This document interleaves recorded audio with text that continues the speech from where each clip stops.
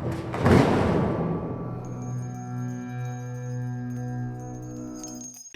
pessoal, aqui é a Maíra. Oi, aqui é a Tamires. E esse é mais um vídeo do De Volta a Ravnica, nosso especial falando sobre o universo Grishaverse, Shadow and Bone.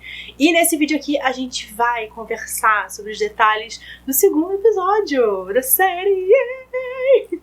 Se você ainda não viu a nossa análise do primeiro episódio, corre lá pro canal da Tamires, vou deixar o link aqui embaixo e também aqui no card. E a gente vai comentar sobre o episódio 2 da série, que é o Todo Mundo é um Monstro de Alguém. Primeiro, de forma geral, e depois a gente vai contando todos os detalhes. Lembrando também que aqui a gente vai fazer uma divisão entre a timeline de Sombriossos e depois dos Scrolls, pra ficar mais organizado, né? Porque a gente sabe que a montagem da série é tudo intercalado, mas faz mais sentido, até eles se misturarem, faz mais sentido a gente falar separado. Bom, esse episódio foi um episódio mais dinâmico, né? Porque já foram estabelecidas várias coisas, então a gente tá vendo o payoff, né, de coisas que foram anunciadas no primeiro episódio. Então a gente tem o desenvolvimento dessa coisa, a Lina despertou o poder dela, e agora?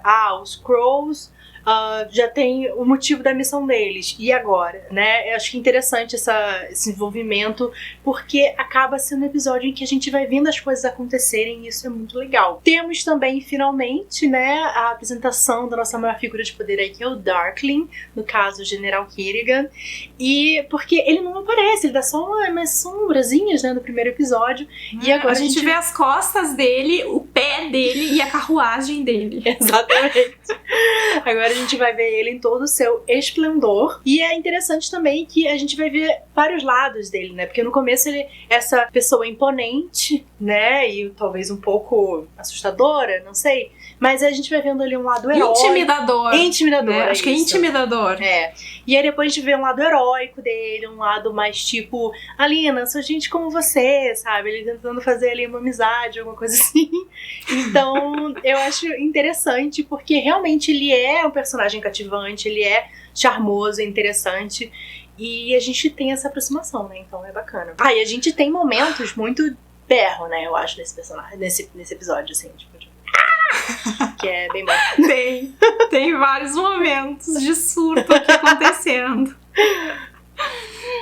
Com relação à linha temporal dos Scrolls, a gente tem já pré-estabelecido agora o que é que eles têm que fazer. Eles vão começar a ir atrás das coisas. E ao ir atrás das coisas, a gente começa a saber um pouco mais sobre a relação e as questões de cada personagem. Esse é um episódio onde a gente vai abrir o leque com algumas perguntas, tanto para o Cass quanto para a Inej, né? Porque eles estão numa missão juntos, mas eles têm questões pessoais também para resolver, e a gente começa a ter um pouquinho mais disso aqui.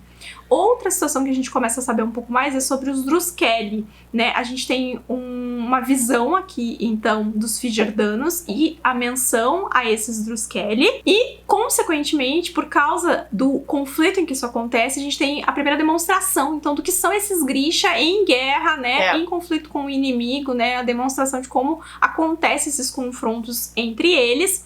E também, uma coisa que é bem interessante é a visão da cadeia de comando, né? Porque dentro do primeiro exército, a gente tinha visto o cara indo lá, chamando todo mundo no primeiro episódio, né, que vai atravessar a dobra, mas a gente não tinha tido ainda o posicionamento e a visão desse líder do primeiro exército sobre como ele enxerga as coisas. Sim. E aqui a gente vai ter, numa conversa que ele tem com o Mali, então a gente vai entender muito bem como ele enxerga isso, e não só uma visão pessoal, por exemplo, que a gente estava tendo do Mal e da Alina, demonstrando como eles se sentiam, né? Então aqui a gente vai ter essa demonstração também de que as coisas não são flores entre esses dois exércitos. Exato. Como a gente mencionou no primeiro episódio, cada abertura da série tá trazendo um elemento diferente. E essa abertura traz o sangue, que tem muito a ver com o poder que a gente viu sendo usado também no final do outro episódio, né? A manipulação ali, e com as coisas que vão acontecer aqui.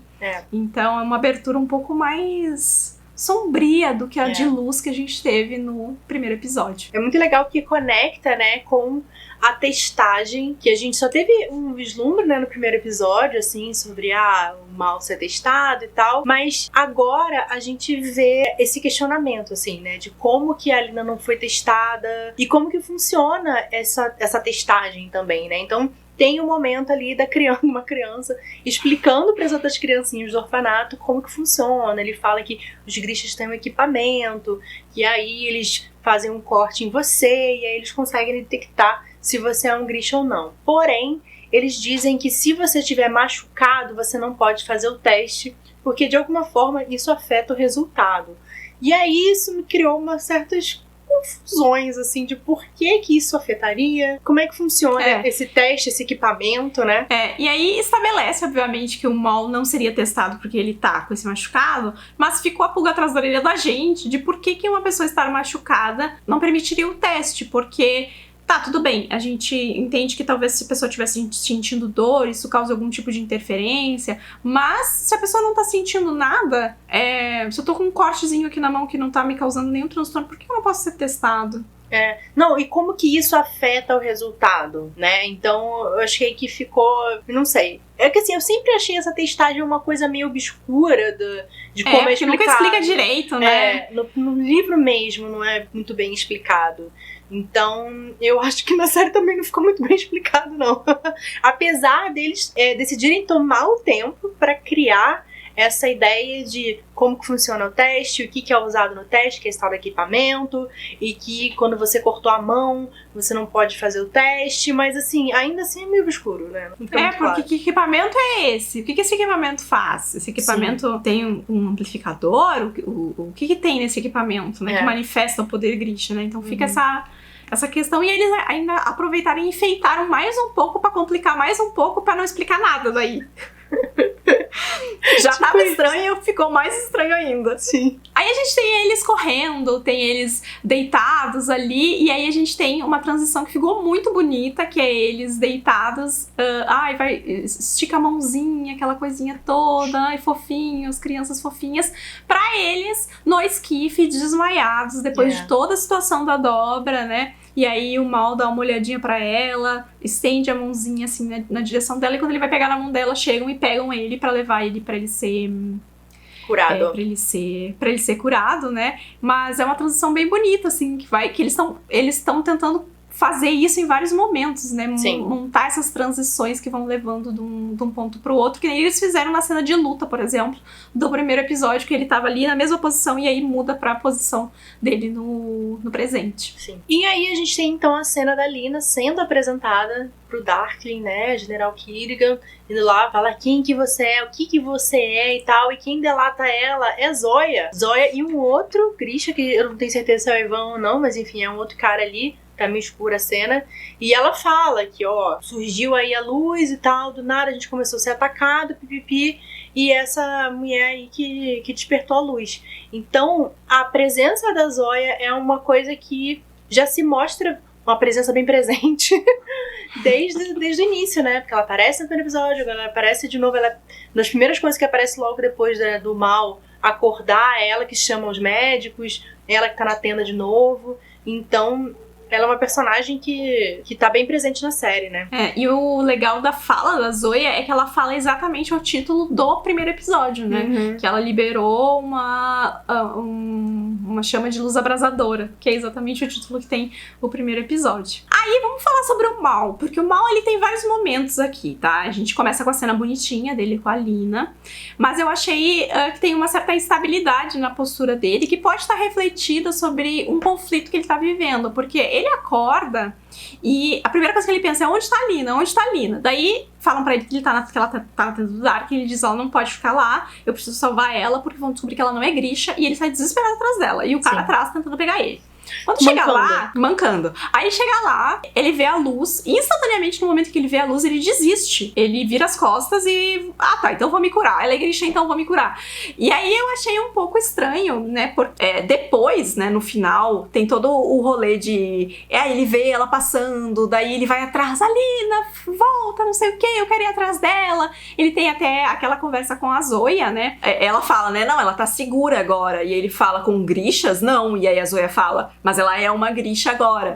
Então, ele ainda tá com esse ressentimento do negócio Grisha, mas ao mesmo tempo o ressentimento não se aplica a ela, né? Então, o que causou ele virar as costas tão abruptamente ali, né? Eu fiquei com essa pulga atrás da orelha, porque eu acho que teria sido...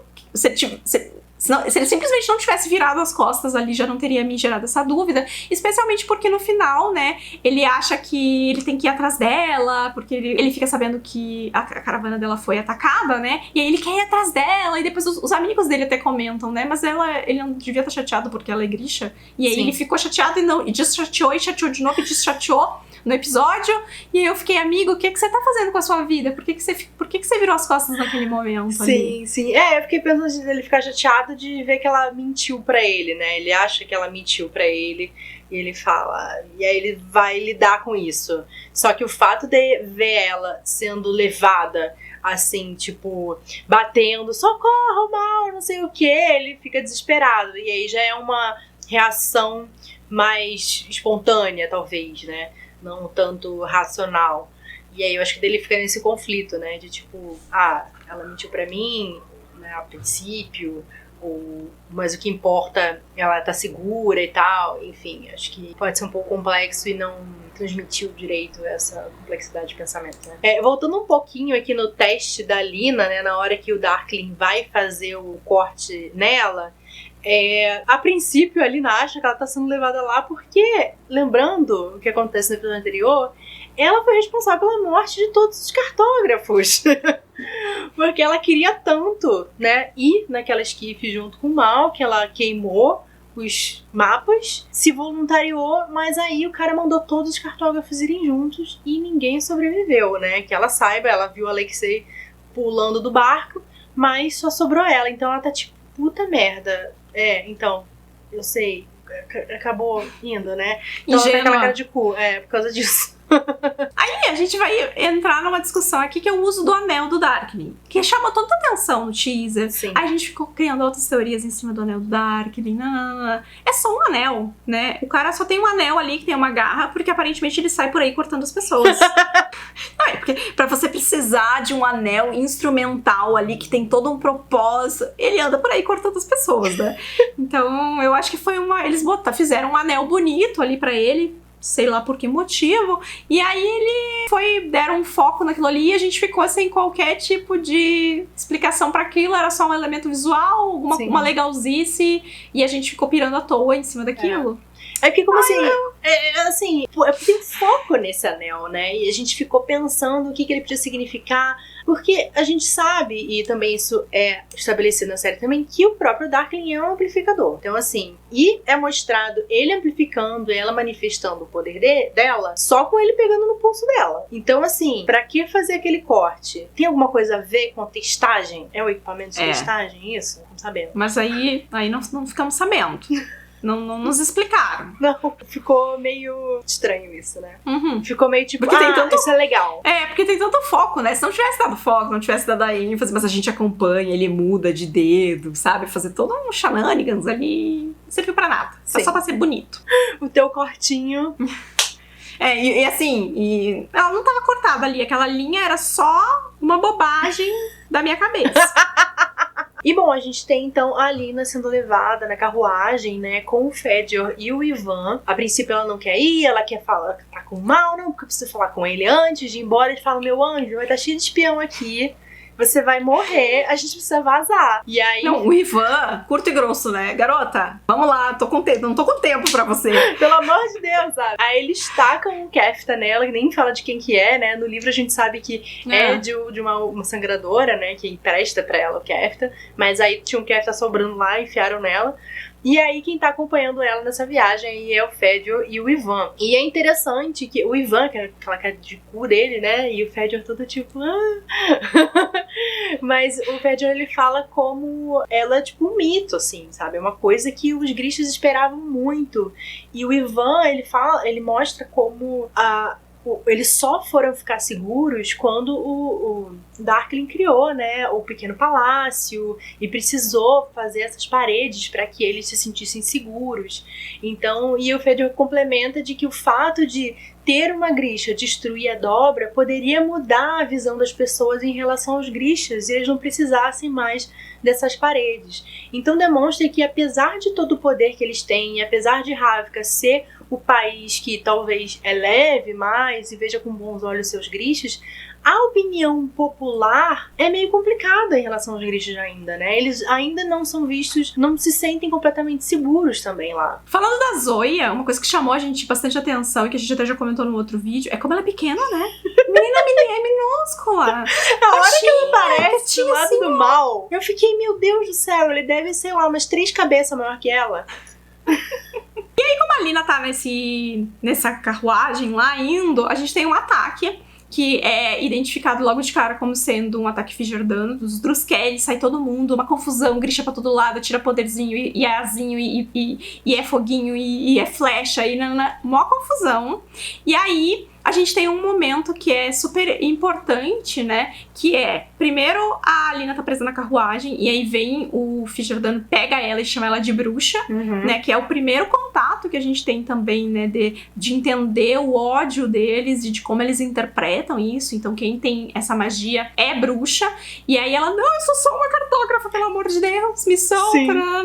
E aí ela tá lá, parece que vai dar tudo errado e começa a vir o excelentíssimo senhor General Kirigan, na melhor interpretação de Darlin possível. Ele vem cavalgando no seu cavalo negro. Sim. E ao redor dele as sombras. E aí vai tudo caminhando. É uma cena muito legal. E é interessante porque, pra quem não sabe o que ele vai fazer, deve rolar todo um momento de intriga, né? Tipo, o que é aquilo que tá se formando, né? Porque ele vai usar o corte pela primeira vez, né, na série. Então, começa a se formar. É como se se formasse uma lâmina, né, na de horizontal, sombra, na frente dele, de sombras, e aí ele dispara e corta o cara na metade. Sim.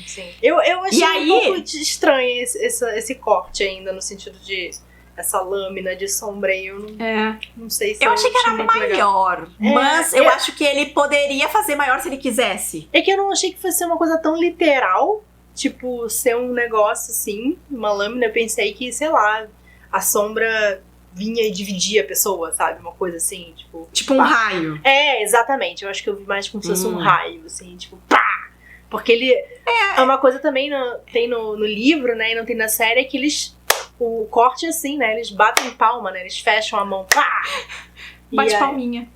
É assim, a gente bate palminha de alegria, os Grishas batem palminha e matam as pessoas. Assim. Divide a pessoa no meio. É sussa, tranquilo. Show. Mas eu acho que assim, a primeira vez que eu vi me causou uma estranheza. Depois eu voltei. Aí eu fiquei... Não, mas é funcional. É como se fosse uma lâmina, né? E corta o cara na diagonal, assim, né? Então, depois, vendo a aplicação, eu achei que fez mais sentido do que só analisando visualmente. E aí o grande highlight dessa cena, depois do Darkly com as suas sombrinhas, é a cara estampada da Alina em completo pânico. Eu achei a atuação impecável nesse momento, porque ela tá com a boca suja de sangue. Sim. E um monte de coisa, e ela tá ali, meu Deus do céu, o que acabou de acontecer aqui? Sim. Não, eu acho que essa cena toda de ação é muito boa, porque ela tem uma construção que ela vai ficando mais tensa, mais inspiradora, a Alina é carregada, e pum, e termina assim, sabe? Porque toda a coisa dos Grishas também, putz, é maneiro a gente ver coisas que foram estabelecidas sendo utilizadas, né? Então, pô, tem a hora que eu acho que é uma Eros, né? Ela levanta o Kefta, assim, e aí pra sabe? Pra segurar as balas, e aí, tipo, o Fëdor toma uma no peito, e ele fala, não, eu tô bem, não atravessou, e aí, tipo, putz, tem uma parte que é muito boa, que eles estão lá fazendo ventinho, e aí o cara tão vindo 2 atrás, aí eles começam, tipo, e aí quando eles olham pra trás tem os dois, tipo... Então, assim, você vendo em ação todas aquelas coisas que eles pré-estabeleceram, né? E isso é muito legal, acho que funciona muito bem essa cena de ação. E aí ela vai escalonando, né? E aí tem um contraste muito grande que é quebrado pelo fato de que tá ali daquele jeito e o Darkly chega como se fosse mais um dia normal na vida dele. Ele vem flutuando, né? Ele vem flutuando, cabelos ao vento. Vai ficar tudo bem agora, porque eu estou aqui e eles vão embora. E ele fala numa tranquilidade. Sim. Uma tranquilidade. E a Lina tá ali. Pleníssimo. Bom, e na próxima cena, então, Darkly vaza com a Lina ali, pega o cavalinho. E eles estão correndo muito. E a Lina fala, pelo amor de Deus, para um pouco, meu cóccix tá doendo, não tô aguentando. Achei ótimo, porque, tipo, muito real isso. E aí ele para, né, deixa o cavalinho pastando um pouco. E aí a gente tem a primeira menção de uma possibilidade de amplificador, né, parece, porque ele começa a falar assim, você exercitando o seu poder, você melhorando, com uma amplificação, você pode fazer não sei o que lá. Ela fica, não quero nada disso. Não, você não pode tirar isso de mim. Você não pode resolver o negócio da dobra. Eu amo que ela faz a mesma pergunta que o Jasper. Você não pode resolver, você não pode transferir esse poder pra outra pessoa pra resolver que não seja eu. Por que você não resolve o negócio da dobra? E eu acho também que é muito legal essa choque, né, que ela viu o cara ser dividido ao meio na frente dela, e ela fica tipo, meu Deus, o que você fez lá? Você matou o cara, não sei o que. Daí ele fala, você preferia que eu fizesse isso com uma espada? E aí ele mostra que assim, não é tão diferente assim, né? Você consegue se o mal tivesse chegado ali e atirado no cara pra tirar ele de cima dela, ela teria achado diferente, teria tido um sentimento diferente, né? Exatamente. Eu acho que vem mais do fato de estar pré-concebido de que grixas fazem coisas ruins, né? Então ela nem chega a analisar a cena por outro ângulo, e aí ele faz ela pensar ali, né? Porque ela claramente tá com os dois pés pra trás de eu não quero isso, eu não quero ser grixa, isso não me pertence. E aí depois do momento de salvou ela, eu acho que um dos momentos mais softs, digamos assim, do Darkling, né, que já começa a mostrar que ele pode ter outro lado, que ele não tá só sendo incisivo, que ele não é, ai meu Deus, o super cara mal, que eles estão tentando nesse episódio, né, tem muitas facetas, como a gente falou, é quando ele fala pra ela, assim, ela comenta que ela não quer viver isolada, né, e ter que passar por aquilo com outras pessoas caçando e tal. E aí ele fala, você é Grisha, você não está mais sozinha, né? Então agora ela faz parte desse grupo de pessoas que, em teoria, se encontram uma nas outras porque o mundo exterior não abraça eles, né? Aí a gente tem uma conversa bem instrutiva pra gente, né? Do mal indo até o comandante dele, depois que ele descobre que a caravana da Lina foi atacada, né? Ele vai, a gente precisa mandar ajuda, nananã. E aí o comandante diz, não, mandar ajuda pra ajudar a Grisha? Não vai rolar, eu só vou ajudar a Grisha se o rei mandar.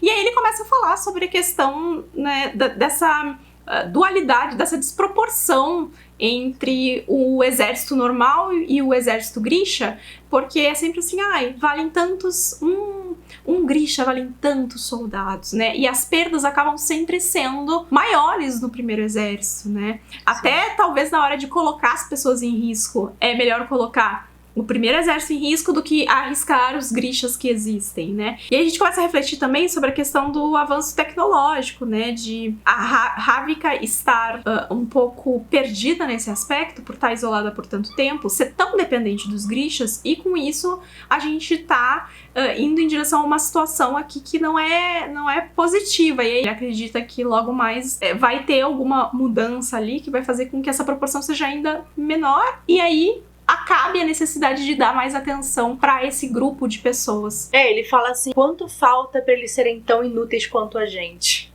Isso é muito bom, né? Essa referência que tem no livro, tipo, o tempo dos Grixas está acabando, né? Então, isso é muito bom, porque mostra essa diferença que a gente vai ver também com Fjerda, né? Que é o país que já tá mais evoluído em relação a armamentos, por exemplo, né? Bom, e na próxima cena, então, a gente tem a Lina chegando no pequeno palácio, né?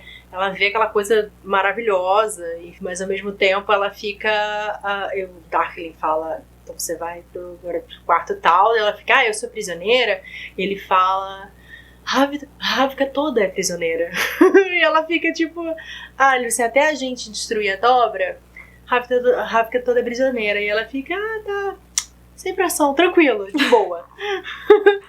E ela é levada então ao quarto dela, que é um quarto imenso, chiquérrimo, maravilhoso. E o momento em que ela fica sozinha é o momento em que ela desaba, né? Ela começa a chorar. E até isso foi uma coisa que você tinha notado, né? Que eu não tinha reparado muito. Que é uma coisa que eles falam no primeiro episódio, que eles faziam no orfanato, que é ninguém te vê chorar, ninguém te vê que você é frágil, né? Então ela só desmorona a hora em que ela fica completamente sozinha. E a coisa seguinte que ela faz também é procurar uma arma, né, pra se defender. Eu achei isso muito legal, que é uma coisa que acho que é fácil acabar se perdendo, né? Passa despercebido, porque eles têm esse diálogo numa brincadeira, né? Ela fala, nossa, isso parece lá em casa, né? Porque parece todo mundo precisando de comida, não sei o quê. Mas tem umas coisas legais, né? Nossa, a gente aprendeu umas coisas. Ela fala, a regra 1 é não chore em público, guarde seus sentimentos quando você estiver sozinho. A coisa 2 é sempre carregue a sua arma. Então ela foi atrás da arma. E a coisa 3... o mal não lembra, e aí fica voando essa coisa 3, assim. Vamos ver se eles vão lembrar ao longo de algum momento nessa série qual é a coisa 3, pra virar uma âncora que nem essas duas viraram aqui nessa cena que junta tudo e faz referência ao que eles comentaram lá no primeiro episódio. Sim. E aí a gente tem a cena final do arco deles, que é a cena que volta, então, né, faz todo o ciclo, né, começa com eles deitados no prado, a cena deles não sei o que, eles no esquife, mãozinha, um olha pro outro, e termina com a Alina deitando, pensando nele, olha pro lado, ele deitando, pensando nela, olha pro lado, estica a mãozinha, e aí assim, nossa, por que tão fofinhos, né, Maíra, por que tão fofinhos? Me fala. Eu achei um pouco brega. Talvez. Achei um pouquinho brega. Eu acho que não precisava ser tipo, vou deitar pra esse lado e dar minha mão imaginária pra você. E aí eu vou deitar e olha, estou fazendo uma referência.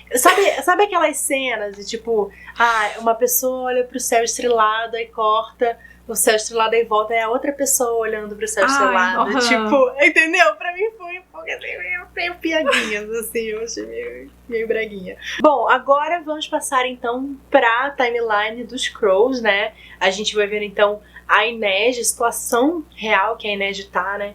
Que ainda falta o Cass parcelou no boleto das Casas de Bahia, então assim, ele precisa, não terminou de pagar ainda, então a Inês não tá completamente livre da Halim, né? E ela precisa de autorização pra poder sair de Ketterdam.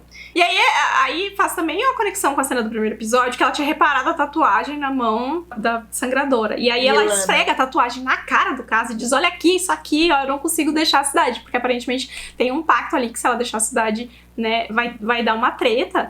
E aí os dois começam a bater boca, né? Porque o Cass diz, não sei o quê, não vou fazer. E ela, tá, mas e aí eu vou ter que ficar aqui? E ele fala, então de repente você vai ficar. E aí ela...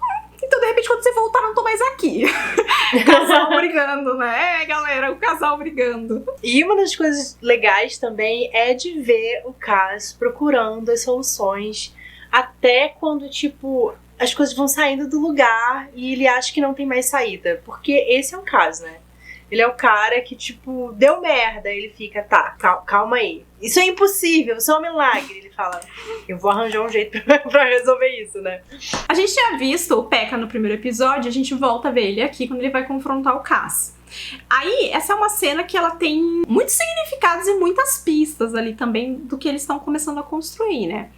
O Cass diz, o Pekka confronta ele, diz que ele vai ter que largar o trabalho. No meio da conversa, o Cass pergunta, a gente já fez um acordo antes? E é uma frase que pode passar completamente despercebida, né? A gente sabe que existe alguma coisa ali e isso é confirmado quando o Jesper conversa com ele, né? E aí ele pergunta, ele te reconheceu? E aí o Cass responde, se ele tivesse me reconhecido, eu já estaria morto. Então, já fica pré-estabelecido que existe um conflito ali. Antes disso, a Inês também estava conversando com o Jesper e falando, quando o Cass fala no Pekka, ele fala com voz de vingança.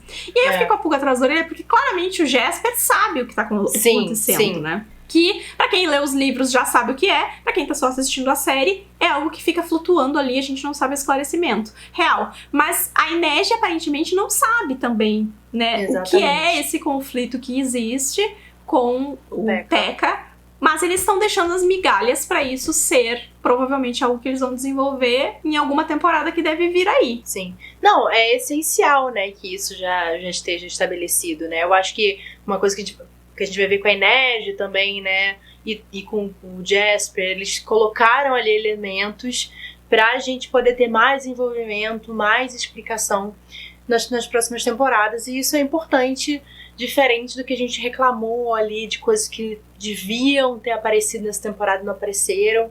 Então, essa dica aí de tem alguma treta com o P.E.K.K.A, eu acho muito bom, assim, de colocar, de estabelecer. E eu comentei com a Maíra quando apareceu o casting, né? O P.E.K.K.A, ele tem uma feição, assim, o ator do P.E.K.K.A, ele é parecido com o Kaz, o ator do Kaz, só que um mais velho que o outro. Então eu achei muito interessante essa escolha deles terem pegado atores que não são tão diferentes assim, porque eles estão na mesma linha de trabalho ali, os dois. Sim. Só que um tá sendo muito mais brutal do que o outro, porém, esse um também já viveu muitos mais anos, né, do que o outro, né? Aí temos momentos de leveza, né, porque sempre teremos Jasper pra nos fazer sorrir. Mas é muito engraçado que a gente tem então essa discussão aí da Inês com o Jasper falando assim, tem alguma treta com o P.E.K.K.A Rollins e o Kaz. Eu vi o jeito que ele fala, não sei o que. Ela vai, bebe a bebida dele. Fala, beleza, tá bom. Ele pede outra. Ela vai embora. Kaz volta, chega, bebe a bebida. Ele fica assim, mano... É muito bom, né? Tipo, é ótimo. Aí, cara, que ele faz. Gente, eu amo que às vezes ele não precisa falar nada. Né? Ele Não, só reage muito bem. E aí o Kaz manda ele pra porta. Que ele já tinha mandado lá na primeira cena, quando a gente conhece o Jasper, o Kaz. Você não devia estar fica aqui na mesa, vai pra porta. E aí o Jasper, tipo, de novo esse negócio? Ele sempre tá fazendo o que ele não devia estar fazendo. Porque o lugar dele, aparentemente, é na porta, cuidando se não vai entrar ninguém perigoso. Sim. Aí o Kaz fala pro Jasper uma coisa muito boa, que é, tipo, nunca tome decisões baseadas em medo. Tome decisões baseadas, tipo, em você querer deixar o outro puto. Não deixe o seu medo te guiar, sabe? Mas você pode deixar a sua raiva de ver o outro fracassar te guiar. E isso é muito Kaz, né? Porque isso é uma coisa que move ele. Uhum. É a ascensão e ruína dele, né? Porque é o que ele fica, tipo... Não, eu preciso fazer isso. Ele faz tudo na vida dele só de ódio que ele tem, né? Só que isso pode atrapalhar ele, né? Mas é muito Kaz. Eu achei excelente essa frase. E aí é engraçado porque ele tá nessa coisa de fazer várias coisas. E aí o Jasper, ambição é um negócio que me motiva mesmo. E o Kaz pra porta. Pra porta. Aí, o que é essa cena toda? É eles conversando sobre o fato de que o P.E.K.K.A meio que tira ele dali porque ele não vai conseguir encontrar um jeito, né, de atravessar. Esse é o grande problema. E aí o Kaz tá ali, né, as engrenagenzinhas dele tão futricando. E aí ele começa a analisar o salão pra ver se tem alguma coisa que ele pode tirar dali. E aí ele enxerga uma mulher que tá contando dinheiro de um jeito que chama atenção. Ele faz toda uma sinalização ali, né? Pro cara, nananã, e o cara é isso mesmo. E aí leva a mulher pro escritório dele. E aí ele começa a questionar de onde é que ela é, de onde é que ela é, de onde é que ela é, porque ele reparou que ela estava contando o dinheiro a lá Ravnica Leste, que é do outro lado da dobra, né? Porque ela tava contando o dinheiro a lá Ravnica Leste, de um jeitinho ali, que é quem trabalha nas minas e tal. Mas aí ele questiona ela e diz, não, eu sou da Ravnica Oeste. Aí ele fala assim, bom, mas quem é da Ravnica Oeste não fala que é da Ravnica Oeste, que fala que é da velha Ravnica. Então ele tá muito ligado, tá muito estudado ali nas situações. E aí o que isso desperta nele? De que essa mulher chegou ali de algum jeito, né? Ela atravessou a dobra de algum jeito. E a não ser que você venha contrabandeado de alguma forma, o único jeito de você atravessar a dobra é num esquife oficial. E Ravnica não gasta esquife com gente qualquer. Então, obviamente, ela veio de alguma outra forma. Daí ela vai contar, né, que a filha dela é Grisha e que existe uma pessoa que contrabandeou. E aí é quando a gente começa a ouvir pela primeira vez sobre o condutor. Sim. E é muito legal que mostra como o Kaz percebe os detalhes, né? O Kaz, eu acho que o que ele é genial é como ele consegue reparar nos pequenos detalhes que entregam as pessoas, né? Que faz você, obviamente, ser bom em enganar as pessoas também, porque você sempre conhece os detalhes. Então eu achei que toda essa cena aí mostrando como ele reparou nesses detalhes é muito bom. Eu achei essa cena boa, mas ao mesmo tempo eu tenho um conflito com ela, que é o fato de que eu achei muito fácil ele encontrar essa solução. Ele tipo, deixa eu abrir meu leque aqui de opções. Eu falei pra Maíra assim, Maíra, se tivesse aparecido na primeira cena, porque a gente tem cena do Clube dos Corvos na primeira. E ele fala, você tá aqui a semana toda. Né? Então, se tivesse mostrado ela já, mesmo que a gente tá trabalhando aqui com a mesma noite, né? Mudou de episódio, mas a gente ainda tá vivendo na mesma noite dentro desse ciclo. E aí eu voltei pro episódio 1 pra reassistir a cena inicial onde mostra o Clube dos Corvos. E não mostra a mulher. E Não eu mostra ia ter ela. ficado mais convencida se tivesse aparecido ela em algum momento lá jogando, atrás da onde o Jesper tava ali, quando ele tava fazendo o rolê da moeda, atrás do casco dele que tava conversando com o cara, só pra dar uma dica de tipo, a gente já viu essa mulher antes, sabe? Uhum. Ele não tirou ela do bolso, porque esse é o tipo de coisa que, ele é instrumental, mas também eu acho que é importante que vá mostrando pra gente que as peças, e não simplesmente ele só ir tirando as coisas do chapéu, conforme for sendo necessário pra ele encaixar as coisas dentro do plano dele, né? Então eu acho que Sim. pra isso a série tem que fazer um trabalho também de prever. Então, tipo, pra isso aqui funcionar, talvez a gente tenha que posicionar algumas peças antes. Sim. Né? É uma coisa que também surgiu aqui, que a gente tem, então, o P.E.K.K.A chegando lá, vai ameaçar ele, enfia porrada nele. Ninguém parou o P.E.K.K.A pra entrar no Clube dos Corvos. Tipo, ele pode simplesmente, né? Se o caso falar, isso aqui é território do P.E.K.K.A, ele pode chegar lá simplesmente entrar. Foi meio falho isso, né? Talvez. Tipo, como é que eles conseguiram? Na cena seguinte, que o Kaz vai entrar no território do P.E.K.K.A, ele precisa de uma distração pra entrar. Exatamente. Mas o P.E.K.K.A entrou livremente. Talvez o P.E.K.K.A entrou livremente porque o Jesper não tava na porta, né? Porque se o Jesper tivesse na porta... E aí é doido, porque num primeiro momento eu fiquei pensando assim, deve ser uma sala qualquer. Mas não é uma sala qualquer, é o escritório do Kaz, é onde está o quadro roubado do primeiro episódio. Então assim, o cara pode entrar lá a qualquer momento e fazer qualquer coisa. Só... A única coisa que impede é o acordo dos territórios, mas quando tem questões de gangue, né, você simplesmente não pode entrar no outro. Se você entrar simplesmente, já é um alerta ali de algo errado, né? Isso não ficou muito bem esclarecido, né? E aí o que motivou a Inej a deixar o Jesper lá bebendo foi que ela recebeu um bilhete do Menagerie. Aí ela chega lá e a gente tem uma cena épica que a Inej... eu vou tirar minhas facas aqui. Daí ela tira 1, 2, 3, 4, 5, 6, 7, 8, 9, 10, 11, 12. Aí quando chega pra tirar a 13ª, ela tira do cabelo, assim. E o cara, essa é nova. Essa é nova, não conhecia essa. Você quer conhecer? Eu posso te mostrar. E aí, a Halim propõe pra ela que então ela fala assim, tá, ainda tem 5 meses pra pagar nas Casas Bahia, mas assim... A gente nunca vai esperar isso. O carnê, mas assim, se você fizer isso aqui pra mim, eu te libero. Você tem que matar esse cara aqui. E aí ela fala assim, você deve ser boa, né, com essa história de faca aí agora, então faz esse serviço aqui pra mim. Ela dá um endereço lá pra Inej, e a gente vê o conflito da Inej em fazer isso. Coisa da fé dela também, e ela vai pedir pro Jesper fazer isso por ela. E a gente tem essa conversa que ela pede pra ele fazer, e ele fala assim... Tá, mas qual a diferença entre eu matar por você e você mesma matar, né? E aí, ela fala assim, você sabe por quê? E eu fiquei tipo, por quê? Por quê? Eu não sei por quê. E aí, pra mim, é muito estranho uma Inej, que é uma espiã, que tem 13 facas e não usa pra matar ninguém. Pra que ela usa essas facas? Tipo, pra machucar a pessoa, assim, no pé dela, na mão, sei lá, joga no joelho, entendeu? Eu não fiquei muito convencida, sabe, dela ser essa personagem. Eu achei que tinha matar. Alguma coisa a ver com a santa que ela tava... Com a Elisabetta, né? Ali. A Elisabetta, Aí eu fui reler até o conto dessa santa pra ver se tinha alguma coisa. Mas não tem nada que conecte, assim, porque essa é a história de uma menina... A história dessa santa é uma menina...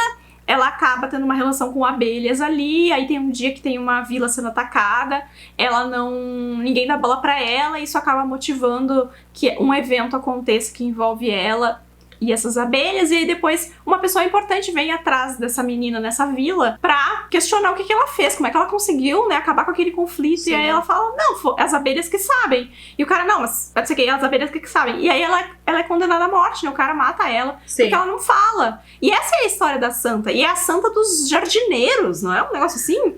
Então, onde é que tá a conexão com não matar? Não entendi. Vamos aguardar. Vamos aguardar, vamos ver se desenvolve melhor isso. E o engraçado é que ela vai pedir pro Jesper, né? E aí o caso aparece na hora e ela desaparece. E aí o Jesper faz... sumiu, é o Batman. Sumiu. E aí nesse caminho, assim, que os dois estão traçando ali, o caso, inclusive, questiona, né? Porque o Jesper que é muito um cara que lide com explosivos. Ele fala, todos os trabalho, você me pede um cara com explosivos. Ele, não, é que, né, o negócio explodir, eu quero. E aí ele puxa o gancho da Inej, e aí o Kaz pergunta, assim, pra uma garota que não mata, você confia a sua vida? E aí o Jesper fala, sim, ela tem feito o trabalho dela até agora, né? Então, parece que o Kaz tá tentando se convencer que ele não precisa da Inej pra ele não fazer as coisas que acabam se tornando importantes ele fazer depois no final do episódio, né? Então ele tá vendo se o Jesper dá um tapinha nas costas dele e diz, a gente pode fazer isso sem a Inej. E aí o Jesper, não, eu confio nela, vamos lá, né? E aí tem outro momento que é ele explicando, né, porque que é inviável, né? Porque ele não pode chegar lá pra mulher do Menagerier e dizer, não, eu vou levar, eu pago depois, eu vou, quanto é, vou quitar, porque ela vai subir ao preço, a um valor que ele não consiga falar. E o Jesper, isso é horrível! Como é que você sabe disso? E aí o caso, porque é o que eu faria se eu fosse ela. É o que eu faria. Aí você fica, esse é o caso. Esse é o caso. Sempre pensando um passo à frente, porque... Como tomar vantagem, né? Ele não parece ruim, mas a mente dele maquina como se ele fosse o vilão, né? Essa é a sensação que dá, assim. Não necessariamente ele vai fazer as coisas ruins, mas ele tenta sempre pensar como se ele fosse o vilão da história. Sim, ele sempre precisa, tipo, estar numa posição melhor para não ser passado pra trás, né? E isso faz muito sentido. Tipo, ele tá sempre se preparando pra ser passado pra trás. Então ele não pode deixar isso acontecer e ele já pensa no que as pessoas fariam, né? Então isso faz todo sentido muito com o Kaz. Bom, então o Kaz tá seguindo ali as pistas, né? Ele chega pra falar com um personagem chamado Pop, uma indicação, né? De que quem saberia, quem que é esse tal desse condutor. E aí... O Pop, ele é um personagem que eu achei interessante, inusitado, porém um pouco aleatório, né? Porque a hora que você conhece ele, é extremamente extravagante, você pensa, tipo, que ele vai ser algo mais. Mas a princípio ele só tá ali naquela cena e acaba fazendo merda, na verdade. Mas é muito legal. E ele chama o Kaz de Mãos Sujas e de Bastardo do Barril, que são apelidos, né, da reputação do Kaz. O Kaz também já percebe uma coisa que vai dar merda. Aí a gente vai cortar direto pra Inej já, lá no meio do rolê, porque a gente descobriu lá com o Pop que o condutor é o mesmo cara que a Inej tá atrás, então agora virou uma corrida contra o tempo, a Inej tá lá, mato ou não mato, o que vai rolar, e ela tá tentando se convencer, na verdade, que é uma boa ideia matar ele. Então ela tá, você é escravista, não sei o que, E aí a gente começa a ter uma abertura dela, porque ela começa a falar sobre a família dela, né? Ele fala, tá, em que momento você foi separada? E aí ela conta que ela foi separada, né? Ela foi levada, ela e o irmão, e aí separada do irmão, ele com 12, ela com 14, e que o cara que levou é um cara. Eu acho isso eu achei interessante, tá? Ela deu uma mini descrição do cara. Então eu espero que esse cara apareça em algum momento. Eu também. Provavelmente não nessa temporada, mas mais pra frente vai ter que aparecer esse cara. Um cara com dente de prata que se chama Gregs ou Griggs. Não precisava ter sido tão específico se não for usar isso no futuro. Então, né, provavelmente vai aparecer. E aí, a gente também tem essa revelação, né, de que ele é exatamente o cara que eles estão procurando. E o Kaz chegando no momento... no momento. E aí eu acho que eles quiseram casar aí também, porque ele fala, não faz isso, a gente precisa dele. E aí ela questiona, tá, mas você precisar dele é mais importante que a minha liberdade? Então ela meio que já tinha feito a cabeça dela de que a liberdade dela era mais importante que qualquer coisa. Inclusive a fé que a história estava construindo que ela tinha. Então, ela estaria disposta a matar ele de verdade ali. E é aquilo que a gente falou de o que a Inej está disposta a fazer pra conseguir essa liberdade, né? Ela tá disposta até a romper com a própria fé dela. Uma coisa que eu adorei de ver, assim, nesse episódio, né? Essa coisa, a hora que a gente vê isso no Jesper e tá em outros momentos, é mostrar que a Inej, ela é furtiva, né? Ela aparece, ela vai embora, ela surge nos lugares sem que as pessoas percebam, porque isso é o principal papel dela, né? É a principal coisa também que ela acredita por que o Kaz escolhe ela, por que o Kaz investe nela, né? Porque ela é... Eles não falaram ainda, chamaram ela de Spider, né? Mas ela é essa espiã, né? Que é muito furtiva, muito silenciosa, os pés leves. E eu achei muito legal que eles mostraram isso bastante. E até pra justificar o comentário que rola lá no começo, né? No primeiro episódio, que ela vai tentar convencer ele a comprar outra menina, né? E ele fala, não, eu só pego o que é... Não vou lembrar agora a palavra, mas é tipo o que é excepcional, o que é magnífico. E você, e isso é só você. né? E ela fica com a cara de tipo, o que está rolando, né? Mas a gente tem esse conceito pré-estabelecido de que ela tem uma habilidade que é única dela, né? Sim. E é legal que a série possa nos mostrar isso, né? Para quem não conhece a Inej ainda previamente poder entender o quão articulada e talentosa na arte dela de se esconder, ser furtiva, ela consegue ser. Aí, eu acho que um dos meus momentos favoritos desse episódio, ele começa no arco da Lina, né? Que é quando os amigos do Maul vão lá tentar dissuadir ele, porque ele tá prestes a fugir e tal. E aí eles convencem ele, e aí eles ficam num papo só os dois lá. Tipo assim, tá, mas por que ele não tava bravo, né? Que eu mencionei quando eu tava falando sobre ele, né? Ele não tava bravo. Porque é um amigo que questiona ele e fala assim, não, nós somos tolos, né? Quando a nossa melhor amiga está em apuros, a gente faz tolices. E aí corta para o Kaz entrando porta dentro no Menagerie com a escritura do Clube dos Scrolls para entregar na mão daquela mulher para dar como garantia pela Inej. E aí, assim, se a cena acabasse aqui já tava ótima. Sim. Mas aí ela fala para ele, agora a Inej é toda sua para você perder. É isso, entendeu? Deu pra mim. Simplesmente sensacional. Sim, tipo... Porque essa frase tem tantos sentidos que pode aplicar aqui, né? Sim. Tantos sentidos. Sim, é muito bom, essa fala do outro plot que conecta com isso, porque é literalmente o que ele vai fazer, né? Ele vai tomar uma decisão que não é caso no sentido de que ele tá sempre querendo se proteger, não, mas tipo, ele quer garantir que ela vai ficar bem, né? Tipo, ele acredita tanto nela que ele tá disposto a usar tudo que ele conquistou, né? Que é o clube, como uma garantia, sabe? Da liberdade dela. Porque a série, ela não tá fazendo um bom trabalho ainda de trazer o background do Kaz, mas o Kaz, como foi chamado pela Poppy, era um bastardo. Uhum. Então ele cresceu no mundo do crime através da habilidade dele. Né? Ele ter conquistado, hoje ele ser dono de um local é das armadilhas que ele fez, é da inteligência dele. Sim. E é a maior posse dele, tanto que a Eileen fala, você não tem nada que possa me servir, né? Porque aquilo é a única coisa que ele tem. E ela jamais imaginou que aquilo poderia ser algo que ele daria pela Inej, né? Sim. Então, essa cena, né, é um símbolo muito grande do quanto ele resolveu abrir mão em nome dela, em nome de levar ela, em nome de não deixar ela se tornar uma refém desse local de novo. Sim. E eu acho que é uma distinção que a gente tem nesse momento, pelo menos do Kaz, do livro, no caso, né? Aí quem é o dono do clube é o Kaz, né? Ele não tem um chefe, pelo visto, né? Diferente ele tem um chefe. do livro.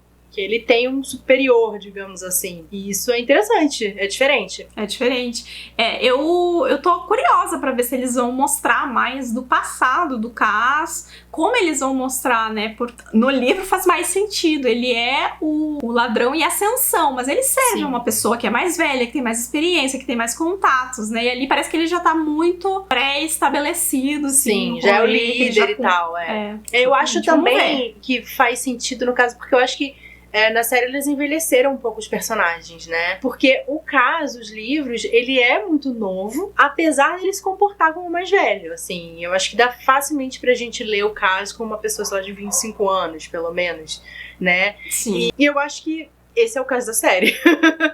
Sim. E eu acho que até a postura dele, apesar de eu imaginar, assim, que em termos de média de casting, é pra gente acreditar que todos eles têm uma mesma faixa etária, a forma como os Krolls se portam, apesar deles parecerem jovens, o papel que eles interpretam traz uma idade maior também, né? Sim. Então, o caso da série não parece que tem 17 anos, né? Então, você olha pra aquele personagem e parece que ele é mais velho, né? Então, faz sentido. Faz sentido. E bom, gente, chegamos ao final do segundo episódio da série de Shadow and Bone. Falamos muito aqui, muitas coisas, né, pra serem discutidas. Contem pra gente aqui nos comentários o que vocês acharam desse episódio também, sem dar spoiler se vocês já viram o episódio 3, 4. Os nossos próximos vídeos sobre os próximos episódios vão sair no domingo, dia 25, meio-dia, primeiro lá no canal da Tamires, aí meio-dia e meia aqui no meu canal. depois no dia 28, que é na quarta-feira, nesse mesmo horário, e depois no dia 2, também sempre nesse horário. Tá bom, gente? Então é isso! Começou a série, amiga! Espero vocês nos próximos vídeos. Uma boa leitura pra vocês e até mais. Tchau, tchau! Tchau, tchau!